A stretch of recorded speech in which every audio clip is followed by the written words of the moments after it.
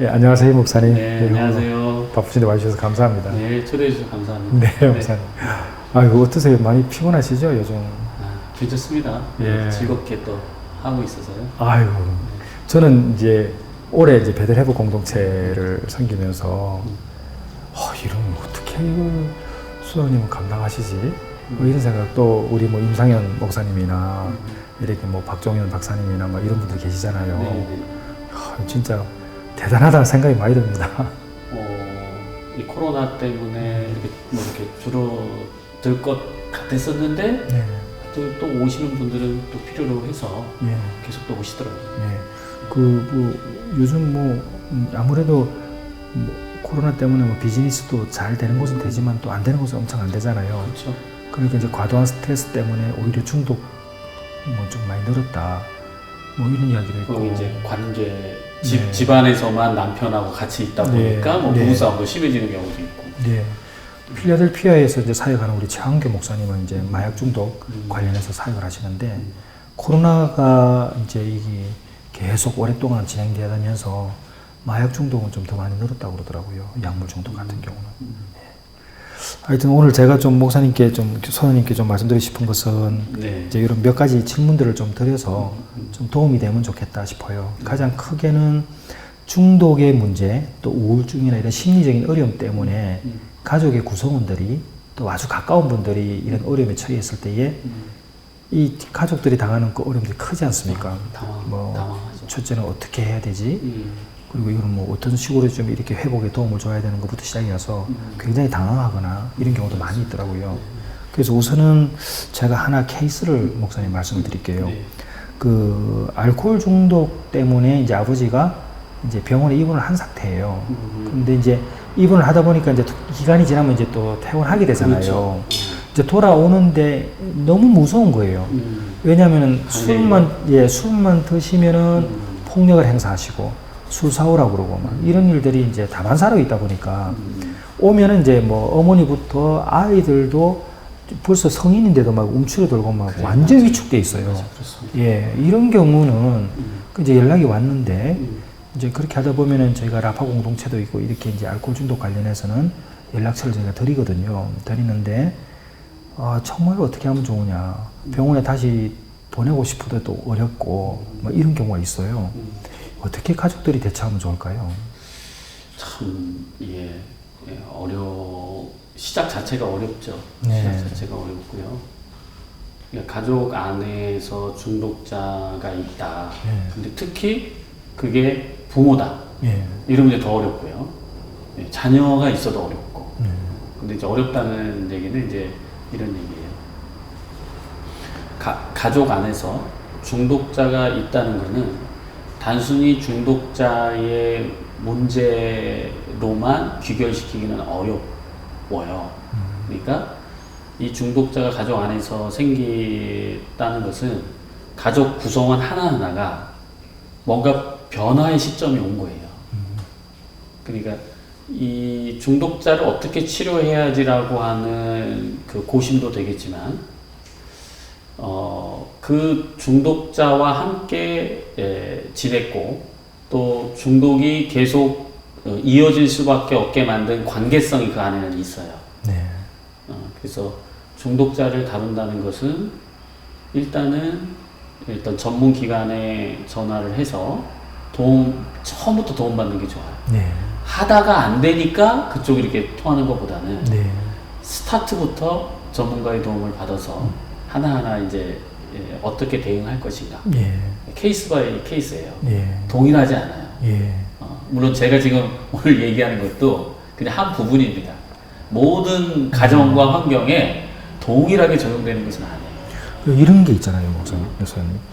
이제 그건 잘 알겠는데 어딘가에 도움을 요청하면은 이제 도움을 받을 수 있다는 것도 알겠는데 어떤 경우는 그것마저도 무서워서 워낙 폭력을 행사하는 이제 부모이고 또 남편이 가다 보니까 완전히 눌려 있는 거죠. 그건 사실 그 입장이 되어 보면 굉장히 공포거든요. 맞아요.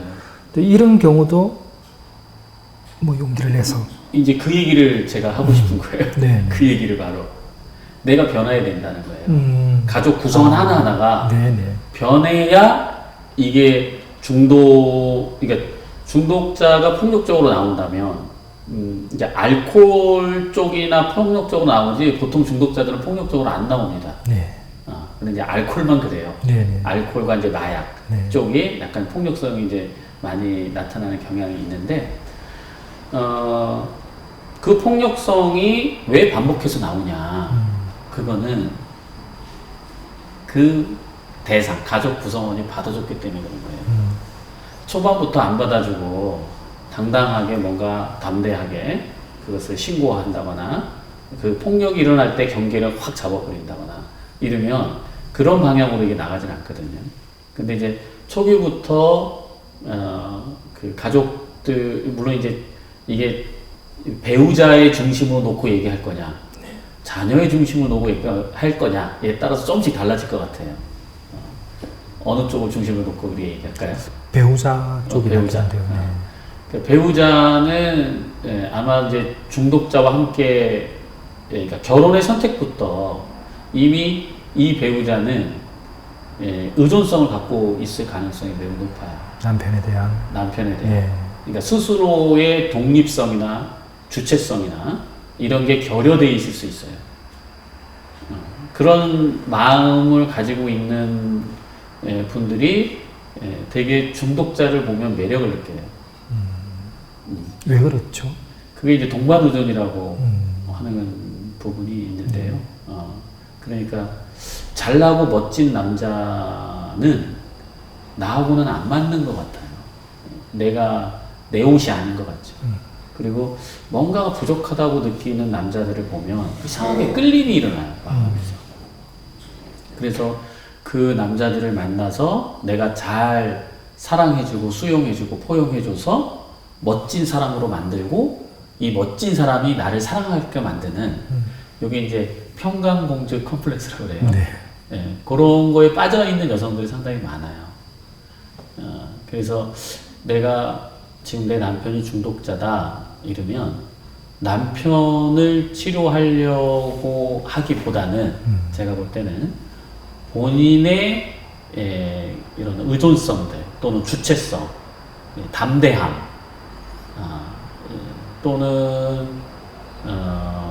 무조건적으로 경계를 짓지 못하고 무조건적으로 허용해주는 그 성격 구조들이 있거든요. 네. 이런 여성들이. 네. 그걸 고쳐야 돼요. 그러니까 남편은 남편대로 회복은 해야 되겠으나 아내도 이 남편과 건강하게 살려면 아내가 먼저 이 내공이 생겨야 돼요.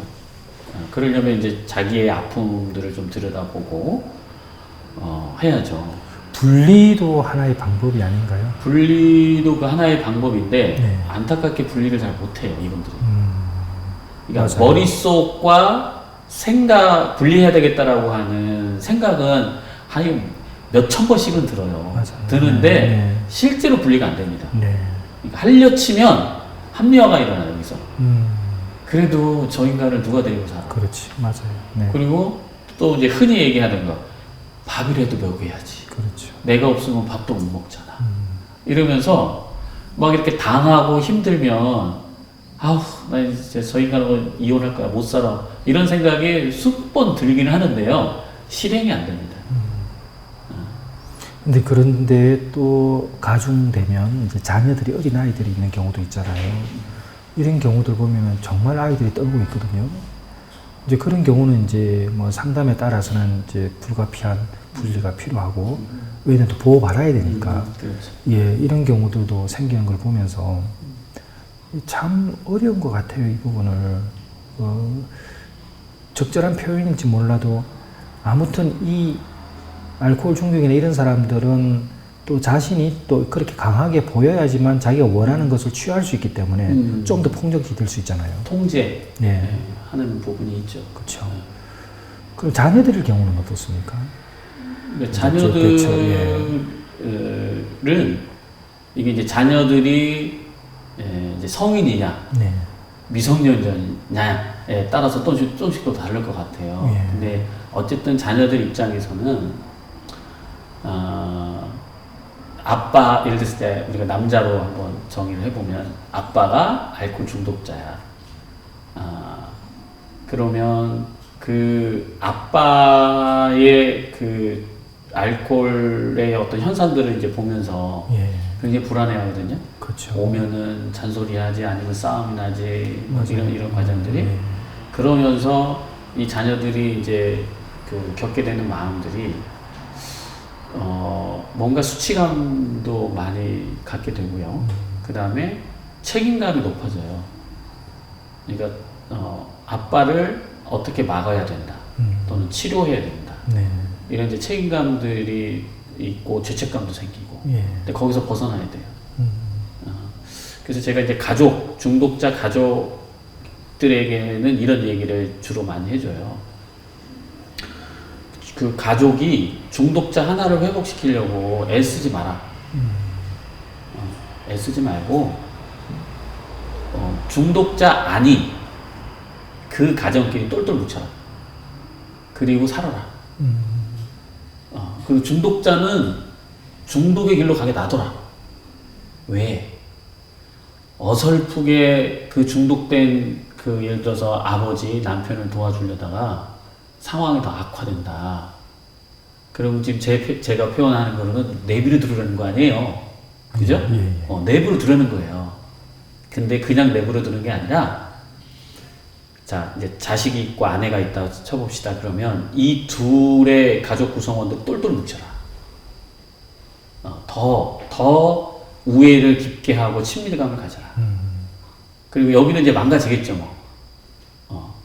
바닥을 칠 때까지 놔두라는 얘기예요. 그리고 바닥을 쳤을 때 이 가족들이 이제 예상을 이제 바닥을 쳤을 때 도와줄 준비를 하는 거죠. 네. 근데 바닥을 치지 않을 때는 도와주면 안 돼요. 예. 상황이 더 안 좋아져요. 물론 이제 처음에는 한번 이제 우리가 트라이를 해볼 수 있겠죠. 네. 여보, 당신이 알코올 때문에 나도 힘들고 당신도 힘드니까 우리 상담 받아보자. 아니면 도움 받아보자. 그래서 오케이 하면 이거 문제는 되진 않지만 맞아요. 중독이 심해진다는 것은 이게 CR이 맥히지는 않는 거잖아요. 그렇죠. 네. 안 먹히는데 막 잔소리하고 나 죽어 너 죽어 이혼해 막 이렇게 하고 뭐 아내도 뭐 자해할 수도 있고 자기도 숨 마실 수도 있고 네. 막 이러면서 이렇게 하면 안 좋습니다. 그래서 물론 이제 제 방식이 절대적인 건 아닙니다. 이제 하나의 이제 방식이긴 하는데 그래서 저는 그렇게 안내를 해드리고 싶어요. 이제 마음은 아프지만 네. 그 인명 구조사들이 이런 얘기를 합니다. 이렇게 사람이 물에 빠지면 바로 들어가지 않는다고 그래요. 네, 맞아요. 바로 들어가면 자기도 끌려가는 거예요. 그냥 맞아요. 뭐 아무거나 잡으니까 막. 그럼 언제 들어가냐? 물 대충 좀 먹고 그냥 이제 이렇게 있을 때 들어간다는 거예요. 네. 그때 딱 끄집어 내오면 된다는 거거든요. 네. 이제 그런 원리예요. 그러면은 이렇게 이해해도 될까요? 이제 너무나 이렇게 이제 과도하게 이제 알코올 중독이나 이런 문제에 빠져서 폭력을 행사하고 또 원한을 계속 얻기 위하여 이제 가정을 어렵게 만들 때에는 이제 내버려 두는 거죠. 더 이상 도와주지 말고 경계도 되게 필요해요. 예. 그렇게 되면은 결국은 이제 그분들이 나중에 쉼터 이런 데 가지 않나요? 쉼터에 갈 수도 있고요. 예. 죽을 수도 있어요. 그러니까 그걸 각오해야 돼요. 그것까지도. 그럼요. 그래야 사니까. 그렇게 안 하면 다 죽어요. 다 죽으니까. 그러니까 엉망진창이 돼요. 그러니까 이런 거죠. 중독이라고 하는 것이 이렇게 딱 우리 삶의 이슈가 올라왔을 때는 우리가 도와줄 수 있는 경계가 있어요. 근데 우리가 뭐 상담사도 그렇고 가족들도 그러고 도와줄 수 있는 경계를 자꾸 넘으려고 해요. 그래서 다 죽는 거예요. 이해됩니다. 네. 그래서 경계를 지키는데 네. 그 경계는 죽음까지도 우리가 생각은 해야 되는 거라는 거예요. 경계라는 게 그런 개념이에요. 각오를 해라. 그리고 또 이렇게 우리가 이제 신앙인으로서 이렇게 생각할 수 있어요. 죽음이라는 것은 하나님이 결정하는 거지. 우리가 돌봤다고 해서 그 죽음의 시기를 땡기거나 안 돌봤다고 해서 죽음의 시기를 땡기거나 돌봐줘서 죽음의 시기가 멀어지거나 그런 것 같이 보이지만 사실은 그렇지 않아요. 그렇죠. 결국은 자기의 마음 상태죠. 이게 어떻게 따라서 이제 죄책감과 연관될 수 있기 때문에. 그래서 그 그렇죠. 가족들이 죄책감을 가지면 안 돼요. 그러니까 그것은 오로지 아빠의 몫이다. 그리고 그것은 오로지 아들의 몫이다. 결국은 선택의 문제네요. 스스로 그렇죠. 선택하는 스스로 거니까. 선택하게. 네.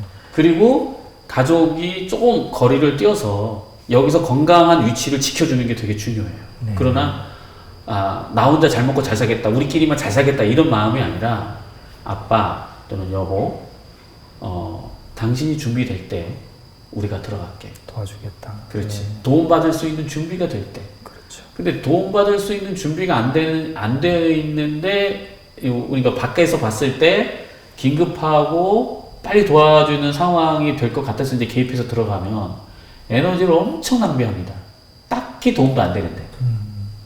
그러니까 도움이 필요할 때 들어가야 작은 에너지로 큰 도움을 준다고요. 그러니까 이때까지 기다려야 되는 거죠. 서로 뭐 재정적인 것도 준비하고 우리가 정신적 에너지도 준비하고 이러면서 가족들이 탄탄히 준비를 해야 돼요. 근데 이제 알코올릭 같은 경우는 술을 먹고 막 여기서 가족 구성원들이 준비한다고 해서 여기는 막 폭력으로 나올 거 아니에요. 이럴 때는 경찰을 불러서 정확히 경계를 긋는 게 좋아요. 근데 이제 경찰에서 붙잡아 가려면 또 아내들이 그렇죠. 아니에요, 이 잘못 없으니까 그냥 가세요. 또 이렇게 한다고 그러면 안 됩니다. 그러니까 본인도 그 잘못에 대해서 경찰이 반응한 거에 대해서 책임을 묻게 되니까 내가 이렇게 할 때는 법적으로 처벌을 받을 수 있다는 것도 인식시켜 줘야 된다는 거죠. 아주 초창기부터 그렇게 네. 하면 수월합니다. 네. 근데 이제 맞다가 경찰을 불렀다가 그냥 갔다가 뭐 이렇게 반복되면 무뎌져요, 그게. 나중에 살인까지도 일어나잖아요, 가족끼리. 그럴 가능성이 있는 예, 거예요. 예. 왜냐하면 그게 초창기에 잡지를 못해서 그런 거예요. 초창기에 잡았다면 애시당초 그런 일은 안 일어납니다. 그렇군요. 근데 서로 감정 싸움이 된 거죠. 네. 감정이 막 쌓인 거야. 그러다 보니까 안타깝게도 이제 막 그런 극단적인. 맞아요. 네가 나를 신고해? 막 이렇게 되면서 그죠. 결국은 단호한 아주 그때는 냉정하게 현실 파악을 해서 가족들이 판단해야 되겠네요. 네. 저는 이제 그걸 어떻게 표현하냐면,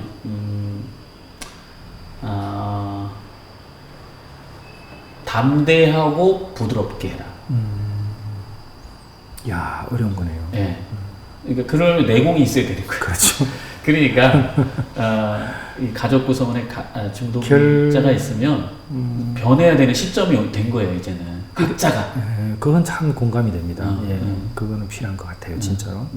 그럼 그 담대하면서도 부드러워라. 이걸 다른 말로 표현하면 우리가 사랑의 매, 그렇죠?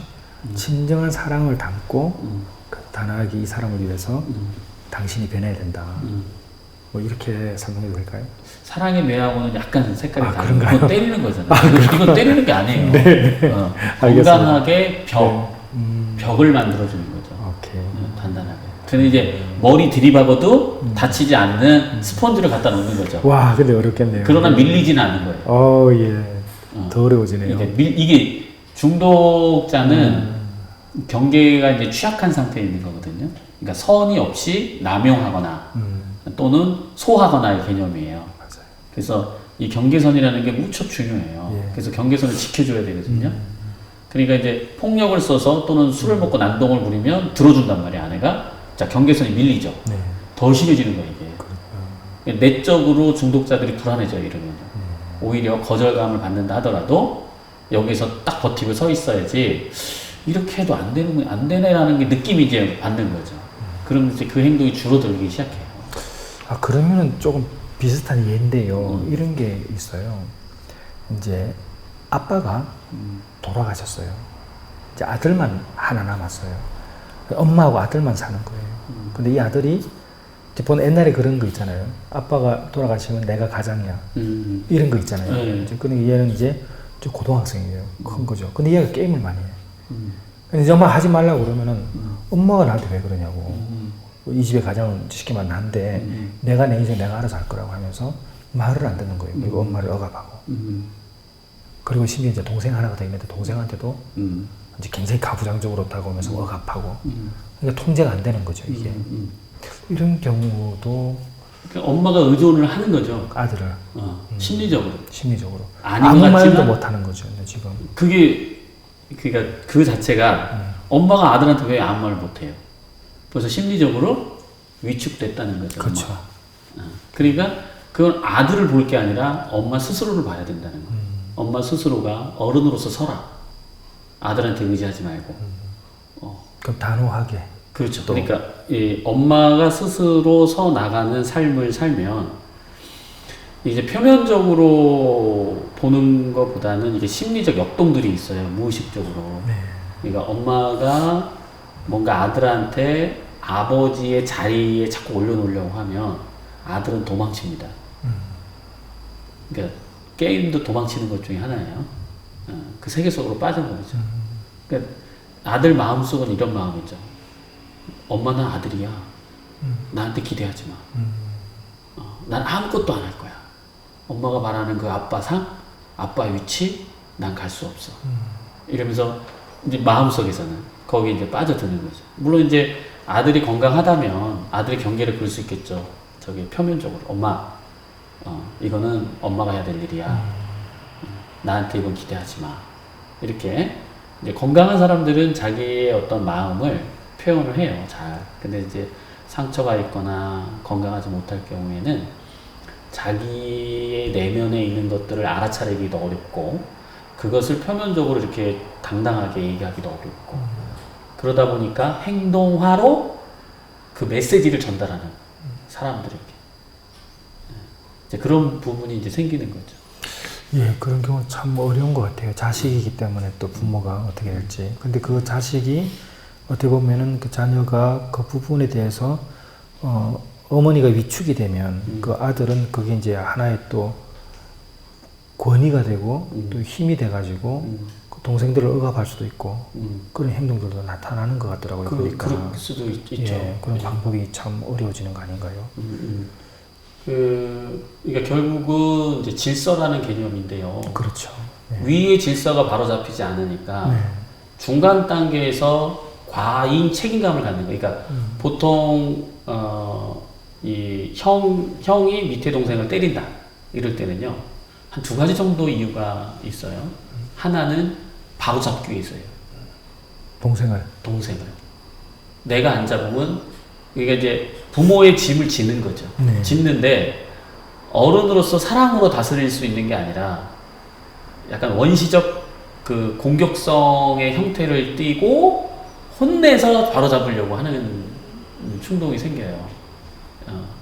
이제 그런 부분이 있고 또 하나는 자기가 고통스럽고 힘드니까 그 스트레스를 아래로 내려보내는 방식. 그래서 이제 밑에 애들을 많이 잡들이고 때리고 이제 혼내고 이제 이렇죠. 두 번째가 상당히 좀 많을 것 같네요. 보니까 그죠? 어떻게 보면은 환경들이 또 좋지는 않을 테니까 대부분 그런 경우는. 예, 선생님 두 번째는 그 도박 중독인데요. 이 도박 중독이 이제 좀 심해지니까 계속 거짓말하고 몰랐는데 몰랐는데 막 다 일 벌어지고 나서 이제 터뜨리는 거예요, 항상. 그러니까 너무 힘들고 고통스러운 거예요. 한두 번은 좀 이렇게 갚아줬는데, 이게 뭐 도저히 뭐 손을 들어버린 부모님이 계시더라고요. 어떻게, 좀 이런 부분들을 좀 도박도 어떻게 하면 됩니까? 참. 남편과 자식들. 이게 대책이 없어요. 진짜 무서운 중독이 도박 중독이 또 들어가죠. 네, 제일 끊기 힘든 게 도박이라고 그래요. 중독의 여러 가지 중에서. 예. 그래서 도박 중독도 이제 빚을 일단은 갚아주지 말라고 그래요. 네. 저는 이제 기본적으로. 그러나 부모와 자식 간의 정이 또 어떻게 이렇게 딱 끊기가 어려워서 이거 원론적으로 안 갚아주는 게 맞아요. 네. 원론적으로 안 갚아주고요. 이제 그런데 또 이게 관계에서 그게 그 무조건 원칙만 또 지켜나가기는 또 어려운 부분이 있잖아요. 네. 그러면 저는 이제 제 이안을 드려요. 제 이안이 부모가 자녀의 빚을 갚아주는 데 있어서 그 본인의 노년 생활에 타격이 없는 선에서 갚아라. 자기 보호를 하라는 거죠. 그렇죠. 예. 자기 보호 안 하면요, 이거는. 그러니까 이런 거예요. 어떤 그 아들인데 한 3번인가 4번을 갚아준 거야. 근데 이분이 고위 공무원인데 이제 나이가 들어서 아들 그 빚 갚아주느라고 월세방에서 살아. 집 팔아가지고 다 팔았어. 그러니까 월세의 처지까지 내려갔는데 이제 저희 연구소를 찾아온 거죠. 그럼 우리가 좀 잘 생각을 해보자는 거예요. 이 부분에서. 부모는 갚아주면 안 할 거라고 생각을 하거든요. 그러면 중독이 아니지. 그렇죠. 그러니까 도박 중독자는 부모한테 빚을 얘기해도 있는 빚을 다 얘기하지 않아요.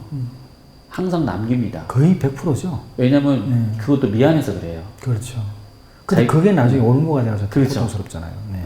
그래서 그렇게 반복되는 것도 있고 또 다 빚을 까서 부모가 갚아준다 하더라도 계속 잔상이 있어요.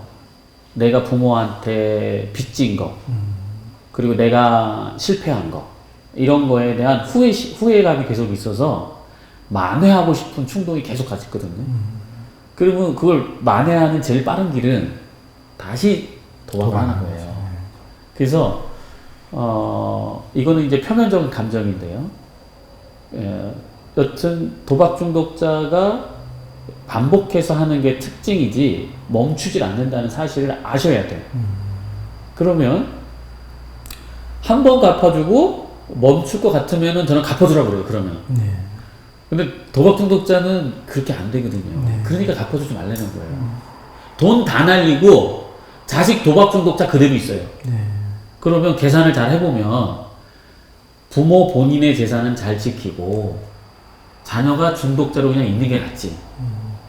내 돈 싹 다 아들한테 다 뜯기고 자녀한테는 더 안 좋거든요, 이게. 왜냐면 죄책감이 하나가 질 걸 2개, 3개, 4개를 갖는 거예요. 왜? 부모 걸 다 뺏었으니까. 그렇죠. 나중에 또 스스로 생명도 마감하기도 하잖아요. 마감도 하고. 네. 그래서 이럴 때 이제 부모들한테 제가 꼭 당부를 해요. 이제 저희 연구소 오는 거 보면은 이제 어쨌든 갚아준 상태에서 와요. 한 번이든 2번이든 갚아주고 와서 상담을 하거든요. 그러면 저는 이제 지금서부터는 갚아주지 마세요. 그나마 희망이 있네요, 그러면은. 한두 번 정도 하고. 그러면서 제가 꼭 이 말을 같이 합니다. 어머니가 갚아주지 않을 때 그 자녀는 어머니 앞에서 죽는다고 얘기할 거다. 그 다음에 사채업자들이 내 장기를 팔 거다. 나 못 산다. 이렇게 얘기할 거다. 그래도 갚아주시면 안 된다. 그러니까 거기까지 생각하셔야 하는 거지. 죽음까지도 생각하셔야. 그러면 이제 어떤 어머님들은 이래요. 그러면 나가 뒤져라 인간아. 이렇게 하면 되냐. 자기도 그랬대. 그럼 또 그렇게 하지 마시고 아들아 엄마는 네가 그 선택을 하지 않길 바란다. 이 한마디만 하세요. 나가 죽어 그래. 너 같으니까 내가 아들로 치지도 않을 거야. 죽어. 이렇게 하지 말고. 그러니까 이게 다 담대하고 부드럽게. 항상 중독자를 대할 때는 부드럽게 대하지만 밀리지 않는 담대함이 있어야 돼요. 네, 아주 중요한 말씀 같아요. 네. 그러니까 죽는다고 협박해도 밀리지 않는 거죠. 그러니까 이럴 때 아들들이 또는 배우자들이 실망하고 뭐 이제 어머니가 치지도 않을 거다. 뭐 당신 뭐 이렇게 헤어져 뭐 이렇게 해서 회복된 케이스들이 종종 있어요.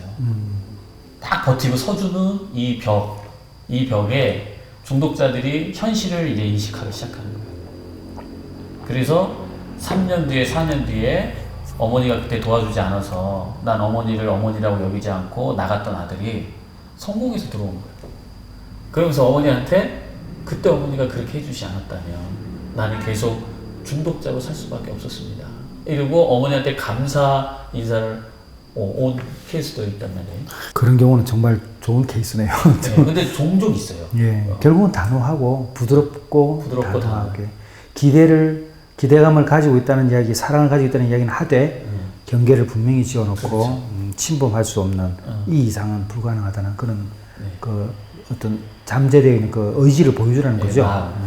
제가 이렇게 가족들을 많이 이렇게 만나다 보면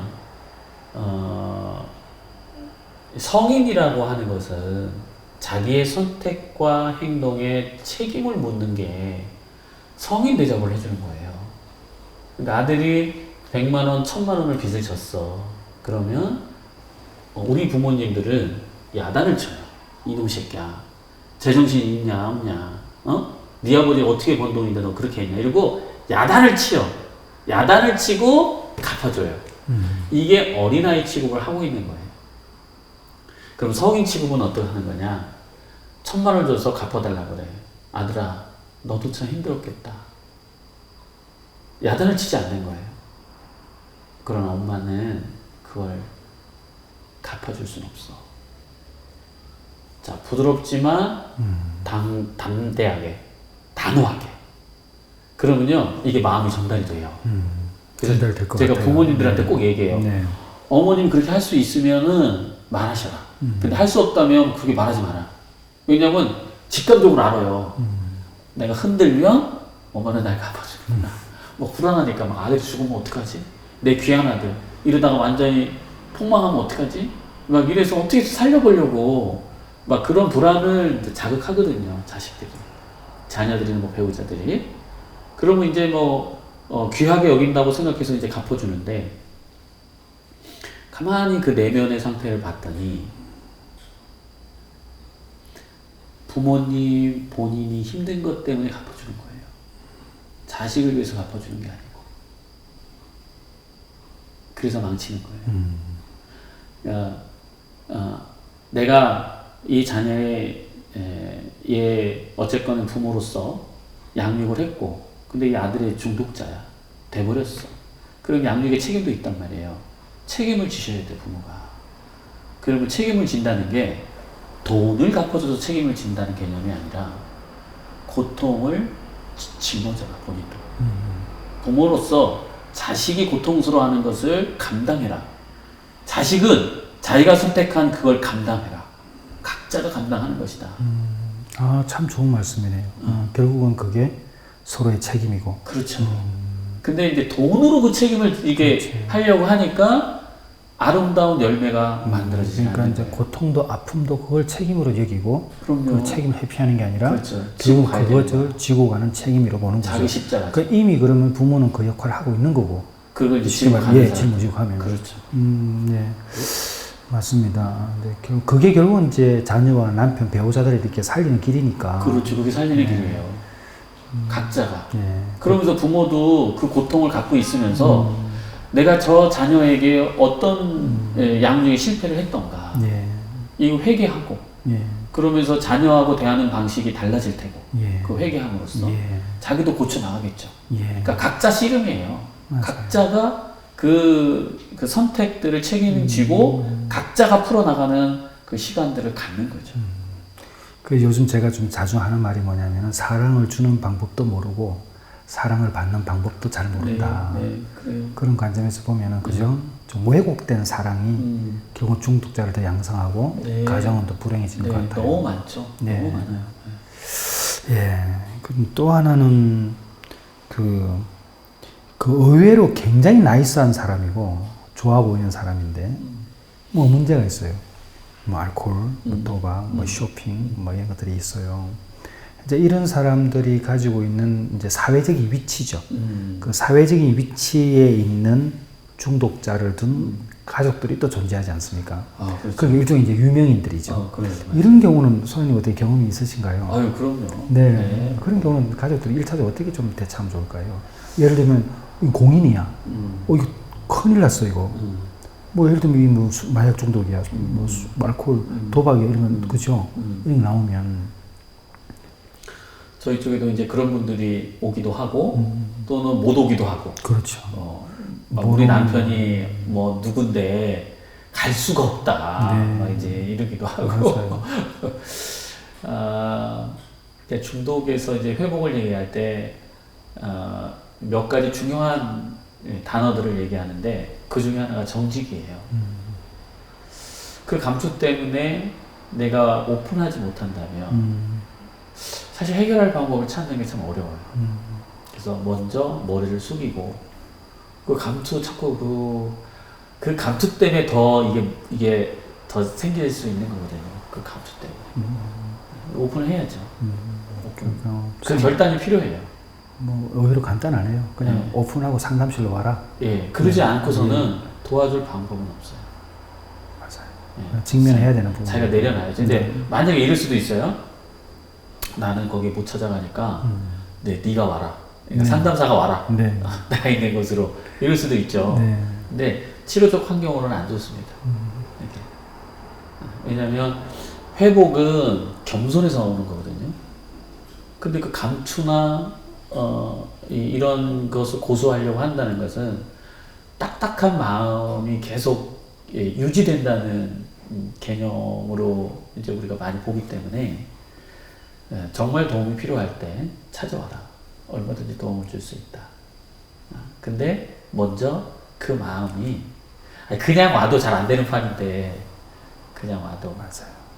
숙이고 일단은 네, 와야죠. 무조건 마음 오픈하라. 오픈해서 찾아가라. 응. 네, 그래서 거기서부터 시작이다. 그렇죠. 이제 이 상담실에 찾아오는 사람들이 우리가 이제 무의식적으로는 치료받으려고 찾아오지 않아요. 근데 의식적으로조차도 안 오겠다고 하는데 도움 주기가 참 어렵죠. 맞습니다. 근데 그분들이 아직 때가 안 된 거니까 네.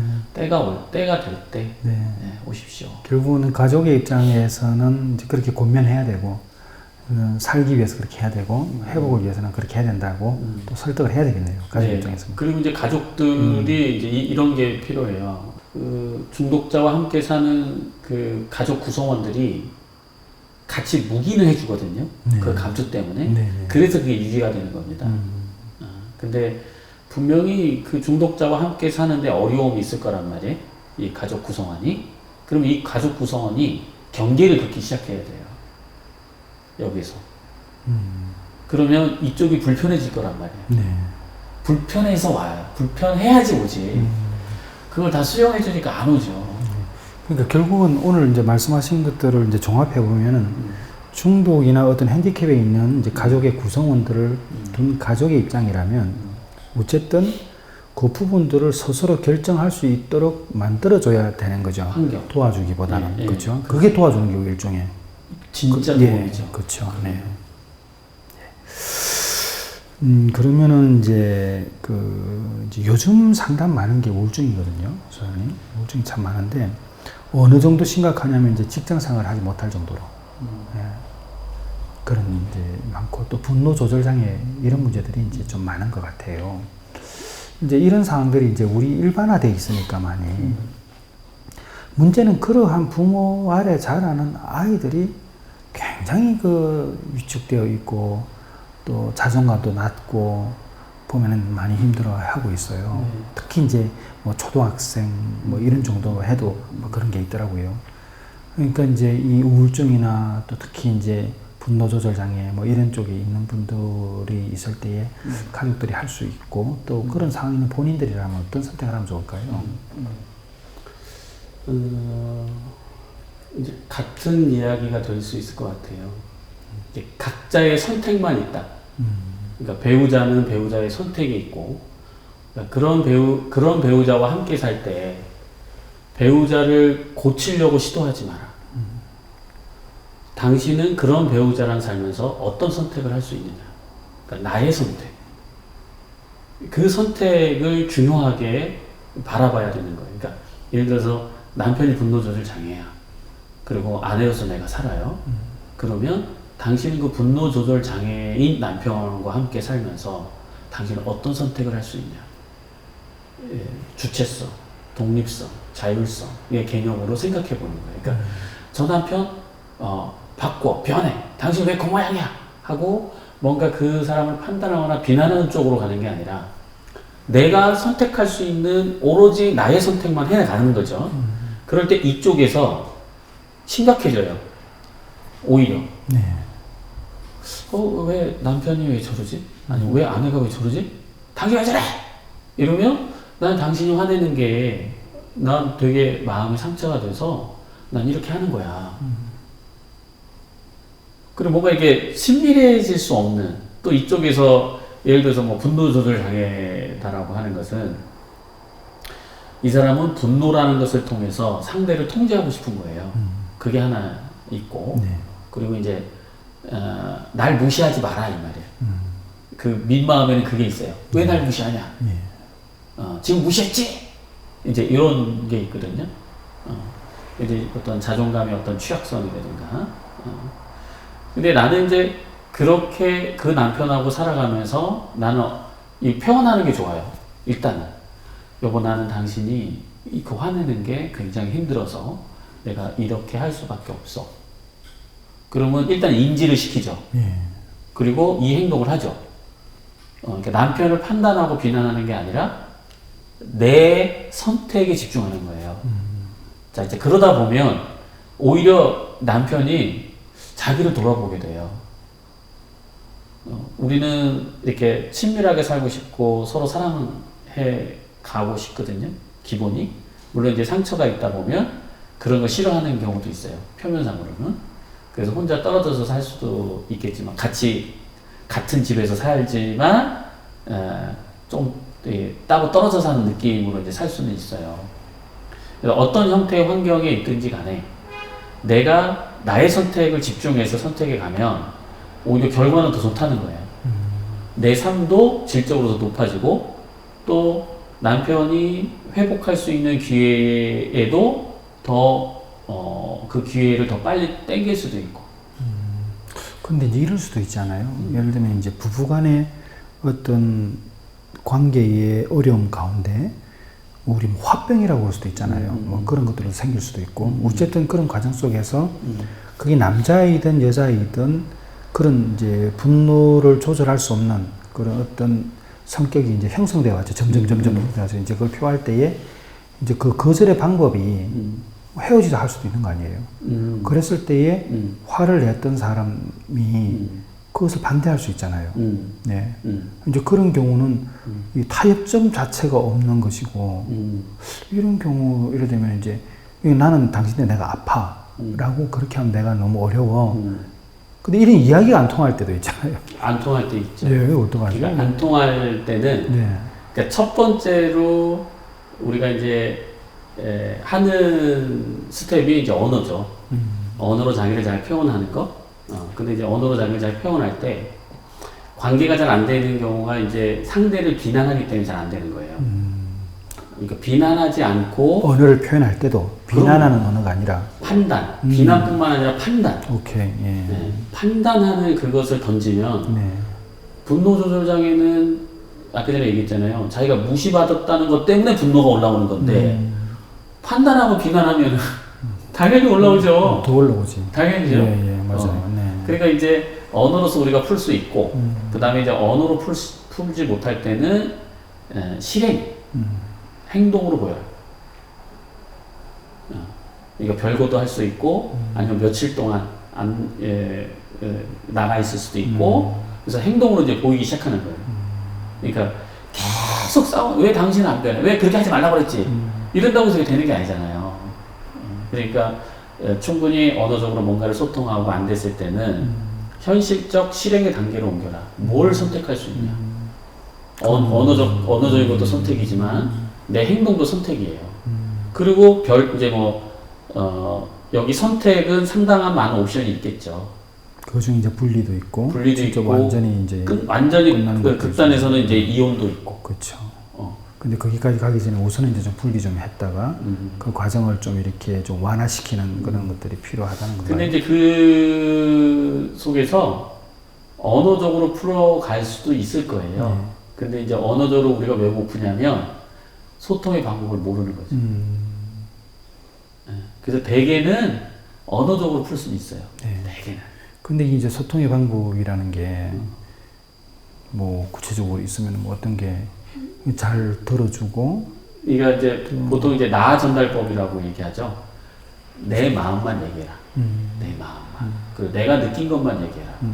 근데 우리는 그렇게 안 하고 당신이 화내니까 내가 이러는 거야. 그리고 상대의 문제점을 끄집어 와서 내 어떤 행동의 당위성을 갖게 하잖아요. 그럼 그쪽 열받죠. 그쵸? 그렇지. 이제 다 나 때문이라고 일어난 거야. 그럼 이게 그렇지. 그냥 이렇게 되는 거잖아요. 네, 그러니까 내가 죽일 놈이네 그러면? 그렇지. 그러니까 뭐 이제 타협점이 없는 거죠, 이거는. 네, 이제. 그렇게 해서 이제 보통 싸움이 많이 일어나요. 근데 되게 이제 분리되고 나서, 예를 들면 뭐 이혼은 아니더라도 좀 떨어져 있을 수 있잖아요. 이럴 때면 이제 대화가 단절되는 상태인데 그냥 그대로 두는 겁니까? 부부 치료에 있어서 네. 아주 유명한 학자가 이런 얘기를 해요. 부부 치료가 효과적이려면 이혼이 가능해야 된다. 이야, 참 무서운 말이네요. 응? 그러니까 이혼을 절대 하면 안 된다라고 생각하고 이걸 보면 안 된다는 거예요. 그러니까 서로가 건강하게 어떻게 살 수 있니? 예, 건강하게 살 수 있는 방법을 우리가 많이 해보자. 단 이혼은 할 수 있어. 자, 이렇게 문을 열어놓고 이 작업을 해야 서로가 고민을 해본다는 거예요. 그러면 마지막 끝을 일단 서로가 인정하고 그렇죠. 그럴 수 있어. 풀어가자는 거구나. 생각해보세요. 네. 연애와 연애 때의 이 남녀의 관계하고 결혼할 때의 관계가 확 틀려요. 달라지는데 왜 달라지는지 아세요? 글쎄요. 결혼은 법적 구속력이 생겨버려요. 그래서 헤어지는 게 어렵습니다. 근데 연애는 가차 싶으면 헤어져요. 그러면 더 열정적으로 부딪히는 거야. 헤어질 수 있으니까 내 마음 보여주고 막 난 너 사랑해 막 이러고 맞아요. 더 네. 왜 헤어질 수 있으니까 더 애정을 쏟는 거죠. 그러니까 결혼도 이혼할 수 없어 딱 이러면요 이게 자칫 보면은 그렇게 해야 그나마 이혼할 수 없으니까 그냥 맞춰서 살자 이래서 잘 살 것 같잖아요. 근데 반대입니다. 그게 오히려. 그 이제 이혼이라고 하는 것을 열어놓는 이유는 우리 자율성이 훼손당하지 않기 위해서예요. 인간은 자유의지가 있잖아요. 이 자유의지는 신도 안 건드려요. 그쵸, 우리 하나님이 안 건드리셨죠. 근데 인간 서로들 건드려요. 그래서 문제들이 많이 터지는 거예요. 자유의지가, 자살 자체도 거기 안에서는 자유의지가 있는 거예요. 그렇죠. 우리가 물론 이제 적극적으로 도와주는 사랑의 모습은 있을 수는 있지만,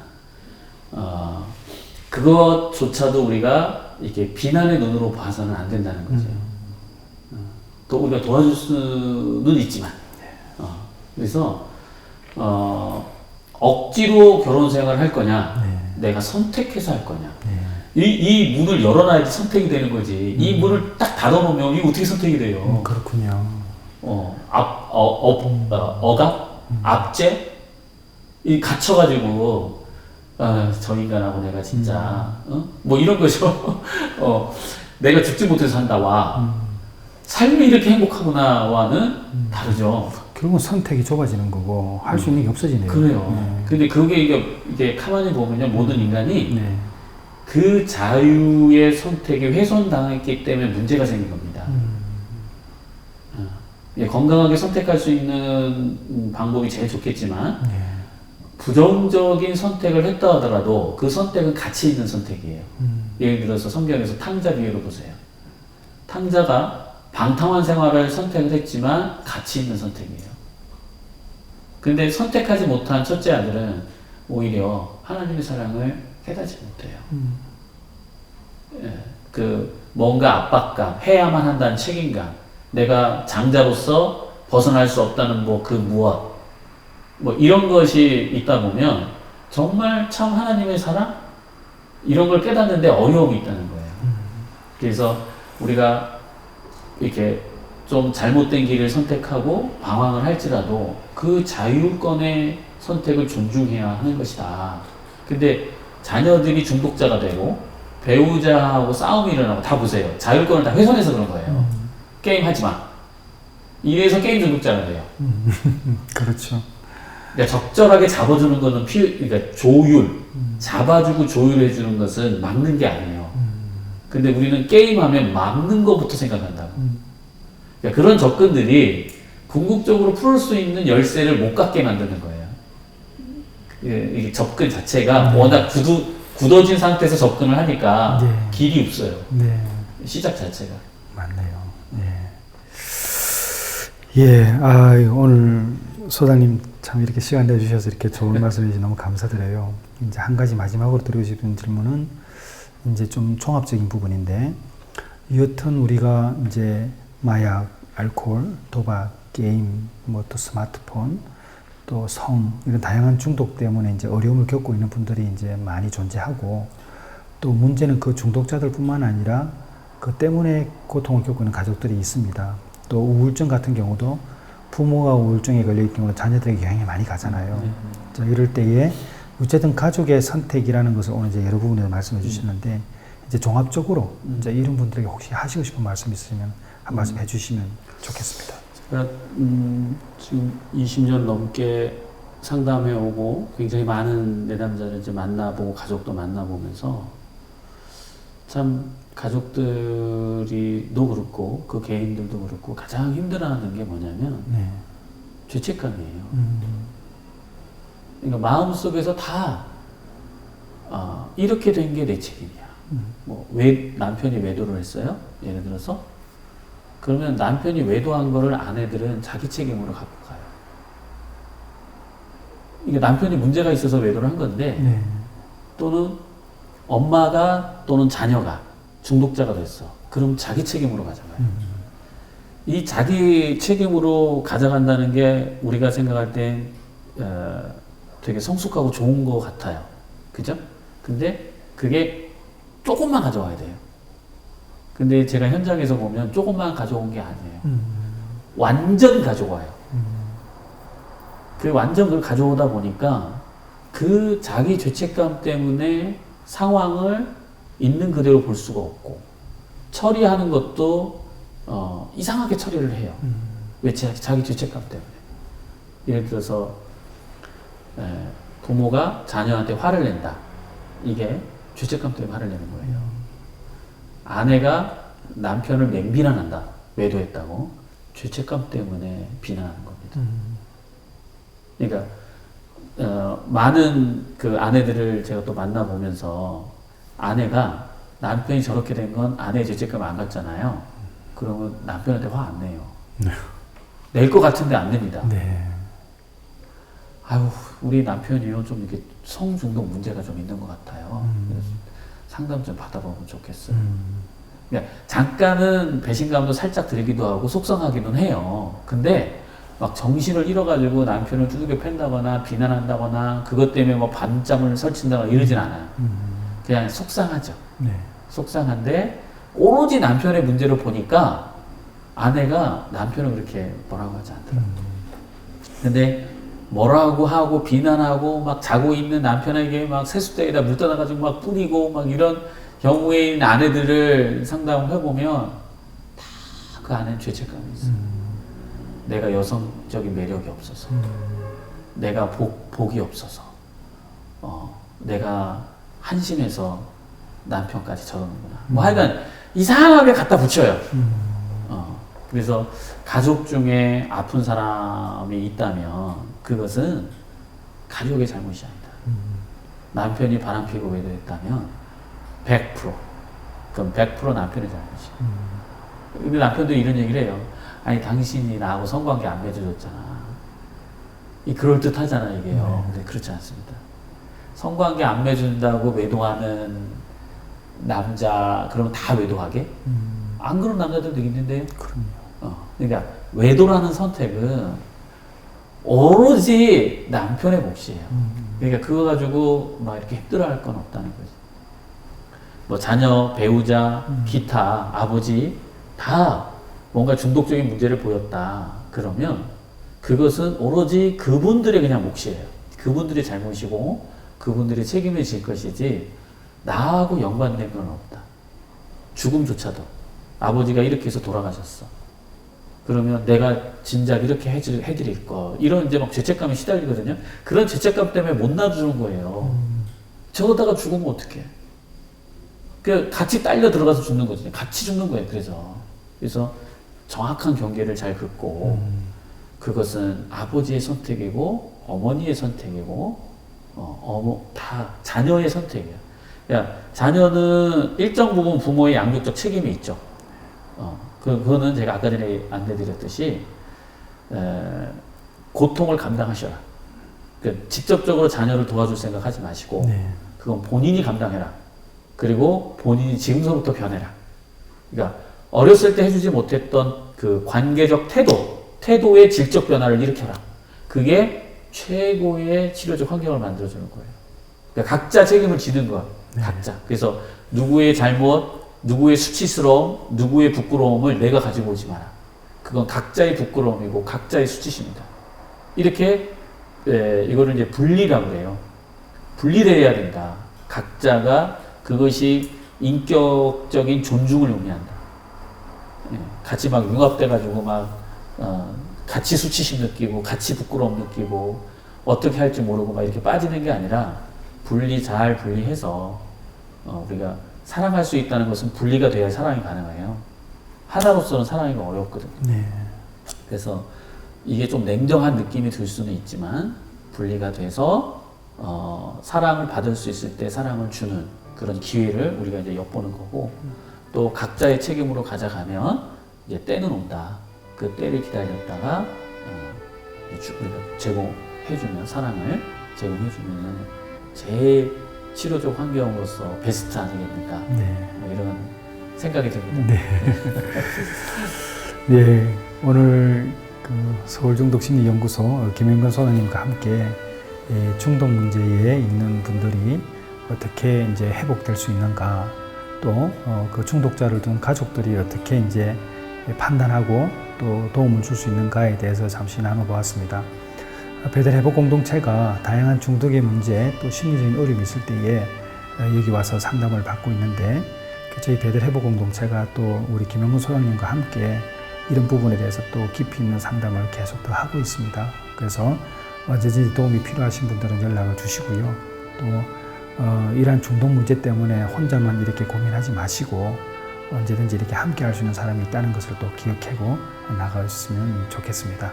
네, 오늘 너무 감사합니다. 네. 네, 감사합니다. 감사합니다.